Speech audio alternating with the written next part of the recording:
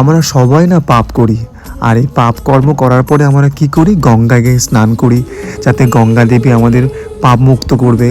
আমরা কি ধুই, আমরা গিয়ে আমাদের দেহটাকে ধুয়ে ফেলি, কিন্তু মন থেকে যে পাপটা আছে সেটাকে আমরা ধুয়ে ফেলি কখনো গিয়ে গঙ্গাতে গিয়ে?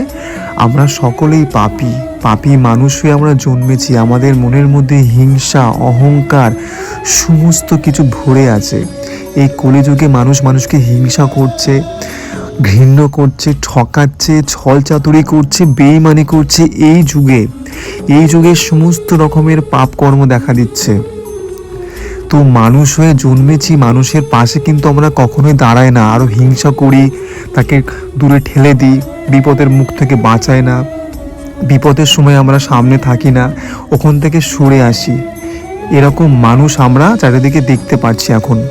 আর আমরা যত পাপ করছি, ভাবছি যে পাপ করার পরে আমরা কি করব, গঙ্গায় গিয়ে স্নান করব, পুরো সব পাপ মুক্ত হয়ে যাব।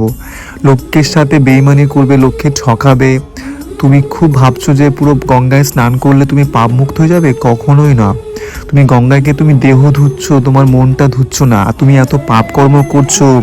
মানুষে একটা কর্ম করলে ফল সেটা পেতেই হয়, ঠিক আছে? তুমি মানুষের সাথে খেলা করছো, আর সময় তোমার সাথে ঠিক খেলা করে নেবে ঠিক সময়ে।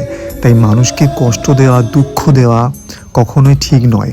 সময়ের সঙ্গে সঙ্গে না তোমাকে ঠিক দেখিয়ে দেবে মানুষকে কষ্ট দেওয়া, দুঃখ দেওয়ার ফলটা কী। তাই মানুষের সাথে একটু ভালোভাবে ব্যবহার করা উচিত। ভালো কাজ করলে না তার কখনোই খারাপ হয় না, সবসময় ভালোই হয়। ভগবান তার সবসময় সহায় হয়। কিন্তু যে খারাপ খারাপ কাজ করবে না, তার সময় মতো ভগবান ঠিক দেখিয়ে দেয়। মানুষ হয়ে জন্মেছি আমরা, থাকবো আর কদিন, সবাই তো আমরা অতিথি। তাই সবার সাথে একসঙ্গে চললে খুব ভালো হয় না? বিপদে আপদে, দুঃখ দুর্দশায় সবার পাশে থাকবো।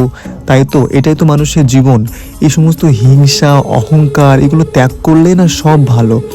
অশান্তি না করলে কিন্তু শান্তি থাকে, ঠিক আছে? এটা কিন্তু সবসময় আমরা বলি যে আমরা শান্তিভাবে থাকতে চাই সবার সাথে মিলেমিশে।